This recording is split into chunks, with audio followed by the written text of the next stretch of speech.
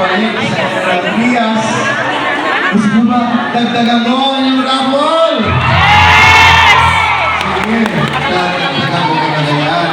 Sa ating mga kababayan, nais ko sabihin sa iyo lahat, kamahal na mahal ko lahat, at hanggang kailan pagtatanggol kayo hanggang sa dulo. Ito ang gobyerno naglilingkod, nagpapakita at nagmamalasakit sa bawat Pilipino.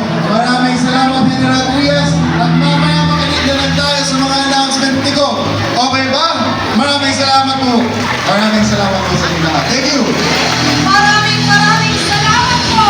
Vice Governor Rob Virgilio Bautista.